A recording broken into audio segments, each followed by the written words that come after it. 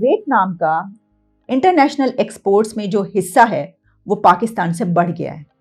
हमारी डींगें बहुत बड़ी बड़ी होती हैं, हम बहुत ज़्यादा ऊंचे जो हैं वो अपने आप को समझते हैं। हम कहते हैं कि हमारा तो कंपैरिजन अमेरिका से करें जी, हम अमेरिका की ज़रूरत हैं, उसके बगैर वो हमारे बगैर नहीं रह सकता। हम इंडिया जो है वो कहाँ जी, हम तो उससे बहुत अच्छे हैं, मतलब कि कोई कंपैरिजन ही नहीं है। देखिए, जो जिन चीज़ों की आपको इंडिया से ज़रूरत होती है वो आप ले लेते हैं। मेडिसिन की आपको पता है कि आपको इंडिया से मिलेंगी कहीं और, तो आप इंडिया की तरफ भागते हैं, इंडिया से आप मेडिसिन लेते हैं। अभी नारा आपका ये है, लोगों को ये बता रखा है कि इंडिया से हमने कश्मीर की वजह से जो है वो तमाम हमारी ट्रेड जो है बंद है, मेडिसिन आप ले रहे हैं। आपको ज़रूरत पड़े तो आप उनसे कोविड की जो है वो वैक्सीन भी लें। और अब तो देखें ना कितनी हम बातें बनाते हैं, आखिर भारत ने वैक्सीन अपनी बना ली, WHO ने अप्रूव कर दी उसकी वैक्सीन।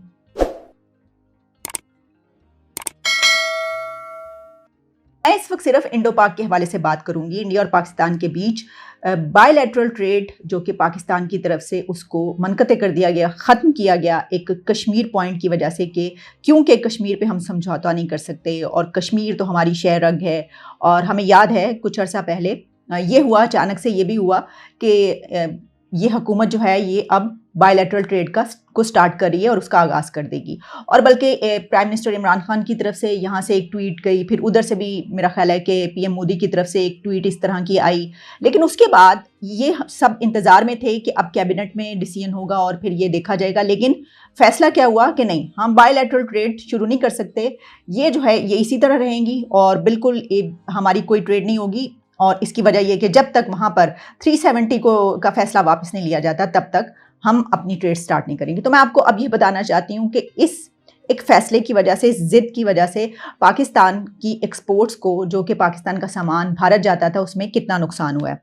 तो स्टेट बैंक का जो डेटा है वो डॉन में मुझे ये खबर मिली और मैंने कहा कि मैं ज़रूर आपके लिए ये पेश करूँ कि as per data released by state bank of Pakistan, the exports dipped to $0.099 million from $1.035 million।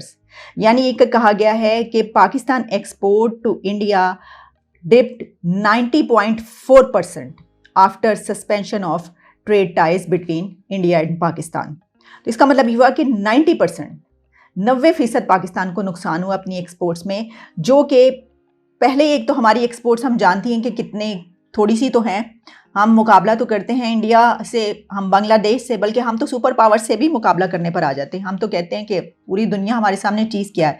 लेकिन ये इस वक्त जो हम बात कर रहे हैं कि पाकिस्तान की ये जो एक बायलैटरल ट्रेड को ख़त्म किया गया भारत और पाकिस्तान के बीच, उसकी वजह से पाकिस्तान की एक्सपोर्ट को 90.4% जो हैं वो कम हुई हैं और नुकसान हुआ है।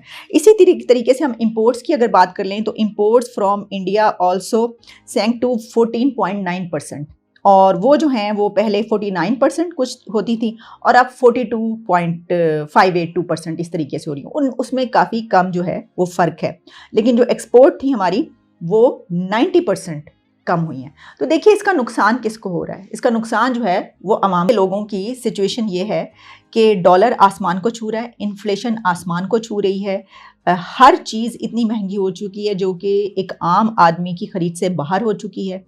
और उसके अलावा जो हमारे नेचुरल रिसोर्सेज हैं जो हमेशा से इस्तेमाल करते चले आ रहे हैं, उन पे भी अब ये हो गया कि जी गैस की भी लोड शेडिंग होगी, बिजली की, हर चीज़ की तो होती ही थी, अब इन चीज़ों की भी हुआ करेगी। यानी हर चीज़ जो ज़िंदा रहने के लिए ज़रूरी चीज़ें हैं वो पाकिस्तान के अवाम के पास से जो हैं वो दूर होती चली जा रही हैं। तो इस मौके पर भी हम ये नहीं सोच रहे कि हम कुछ अपनी ट्रेड के बारे में सोच लें, या हम जो हमारी एक्सपोर्ट में इतनी कमी आ गई है हम उसको बढ़ाने के लिए जो कुछ कर लें, लेकिन हमने अपने एजेंडे पे चलना है। और जाहिर है कि इसमें किसका क्या मफाद है, पॉलिटिकल पार्टीज़, पॉलिटिशियंस इस चीज़ को कैसे लेते हैं, उन्होंने आगे इलेक्शन में जाना होता है, किसी ना किसी नारे पर इलेक्शन लड़ना होता है, ये सब चीज़ें जो है मद्देनज़र रहती हैं और आवाम बेवकूफ़ नहीं होती, उसको इन सब चीज़ों का पता होता है। लेकिन इसके साथ एक और ख़बर है, और वो ख़बर भी कुछ बम की तरह ही जो है वो सर पर गिरने वाली है। आलमी बैंक का जो डेटा है उसके हवाले से बताया गया है, क्योंकि ये बताया भी जो पाकिस्तान के आलमी बैंक के कंट्री डायरेक्टर हैं नाजी बिन हुसैन, जियो ने ये खबर शाया की है। और वियतनाम आप जानते हैं वियतनाम एक पाकिस्तान से छोटा कंट्री है, उसकी पॉपुलेशन आई थिंक 9-10 करोड़ के करीब है, पाकिस्तान से आधी पॉपुलेशन है, पाकिस्तान की 23-24 करोड़ हो चुकी है। लेकिन इसके बावजूद वियतनाम का इंटरनेशनल एक्सपोर्ट्स में जो हिस्सा है वो पाकिस्तान से बढ़ गया है। यानी पाकिस्तान का जो इंटरनेशनल एक्सपोर्ट्स में जो अपना कंट्रीब्यूशन डालता था, जो उसका हिस्सा बनता था डॉलर्स में, वियतनाम का पाकिस्तान से भी बढ़ गया है। यानी पाकिस्तान अब वियतनाम से भी पीछे रह गया। बिन हुसैन ने ये बात कही और उन्होंने सोशल मीडिया पर इस हवाले से डिटेल्स लिखी हैं और उन्होंने ये कहा है कि इन लास्ट 2 डेकेड्स, यानी कि पिछले 20 सालों में, 20 ईयर्स आप पिछले देख लें, तो इसमें पाकिस्तान की जीडीपी में जो इसकी एक्सपोर्ट्स हैं इस कंट्री का, उसका हिस्सा बहुत कम हो गया है, कंट्रीब्यूशन बहुत कम हो गया है। और उनका यही कहना था कि वियतनाम जैसा छोटा सा मुल्क जो है, उसका इंटरनेशनल मार्केट में जो एक्सपोर्ट्स हैं उसकी, वो पाकिस्तान से बढ़ गई हैं, वो उसका कंट्रीब्यूशन ज़्यादा है पाकिस्तान से। इसमें उन्होंने कुछ डेटा भी बताया, कुछ कैलकुलेशंस भी की, जिसमें उनका ये कहना था कि पाकिस्तान का अगर टोटल जीडीपी देख लिया जाए तो उसमें एक्सपोर्ट्स जो पाकिस्तान को कंट्रीब्यूट करती हैं वो सन 2000 में, वही मैंने कहा कि 2 डेकेड्स जब आप पीछे जाएंगे तो 2000 में 16% था पाकिस्तान का वो कंट्रीब्यूशन। लेकिन 2020 में, यानी कि 20 साल के बाद, अब उसको बहुत बढ़ जाना चाहिए था, लेकिन वो कम होकर 16% से 10% रह गया। इंटरनेशनल मार्केट में पाकिस्तान की एक्सपोर्ट्स के बारे में बात हो रही है, ये अब वो 10% रह गया। और इसका मतलब ये हुआ कि इंटरनेशनल मार्केट, यानी कि आलमी मंडी में पाकिस्तानी बरामदात जो हैं, एक्सपोर्ट्स जो हैं, उनका शेयर बहुत तेजी से कम हो रहा है।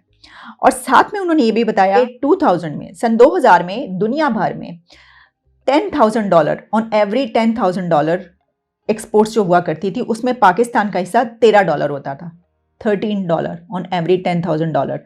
और 20 साल के बाद, अब ठीक है, तो 20 साल पहले $13 था, तो अब 20 साल के बाद तो वो एक्सपोर्ट्स बहुत ऊपर जानी चाहिए थी, हमारा हिस्सा बहुत ऊपर चले जाना चाहिए था, लेकिन वो $13 से कम होकर $11 रह गया। अब हम $11 पे आ गए हैं। और यानी ये कि इन 20 सालों में हमने बढ़ाया नहीं, बल्कि हमने कम किया। चलें, मैं तो कहती हूँ यही शुक्र करें कि सिर्फ 2% कम हुआ है, इस पे भी जो है वो गुजारा कर लें, इसी तरह फिर सोचना पड़ेगा। अच्छा, इसी तरीके से हम वियतनाम का भी ये वाला कंपैरिजन कर लेते हैं कि वियतनाम ने किस तरीके से तरक्की की है। उसमें बताया गया है कि 2000 में, यानी कि वही 20 ईयर्स बैक अगर आप चले जाएं, तो ऑन एवरी $10,000 इंटरनेशनल एक्सपोर्ट्स में वियतनाम का हिस्सा $21 था, $21। और अब 2020 में वियतनाम का कंट्रीब्यूशन इंटरनेशनल एक्सपोर्ट्स में $127 है। ये चीज़ हमें ये बता रही है कि आपने तरक्की करनी हो तो आप तरक्की करते हैं। उसके लिए सबसे बड़ी चीज़ ये होती है कि आपकी जो प्रेफरेंस है वो आवाम हो, वो लोग हों, और वो ये हो कि हमने तरक्की करनी, हमने आगे बढ़ना है। हम ये सिर्फ बातों से तरक्की करते हैं, हम कहते हैं कि हम ये हैं, हमारी डींगें बहुत बड़ी बड़ी होती हैं, हम बहुत ज़्यादा ऊंचे जो हैं वो अपने आप को समझते हैं। हम कहते हैं कि हमारा तो कंपैरिजन अमेरिका से करें जी, हम अमेरिका की ज़रूरत हैं, उसके बगैर वो हमारे बगैर नहीं रह सकता। हम इंडिया जो है वो कहाँ जी, हम तो उससे बहुत अच्छे हैं, मतलब कि कोई कंपैरिजन ही नहीं है। इंडिया की और पाकिस्तानी की इकॉनमी का कोई कंपैरिजन ही नहीं है, बल्कि पाकिस्तान की और बांग्लादेश की इकॉनमी का तो सिरे से कोई कंपैरिजन नहीं है।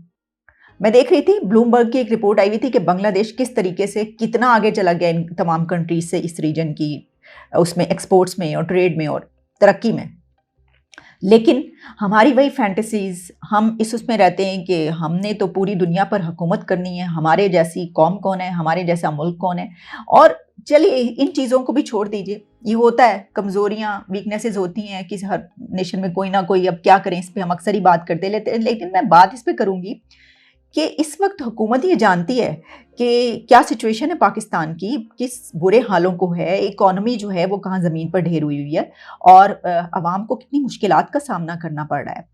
और जाहिर है कि ये सारा जो बैकलैश है वो हुकूमत पे आता है। लेकिन इसके बावजूद आप एक वो जो ज़िद पकड़ते हैं कि चलें ठीक है, आप इंडिया से ही ट्रेड स्टार्ट कर दें, आप ये फैसला ही कर लें।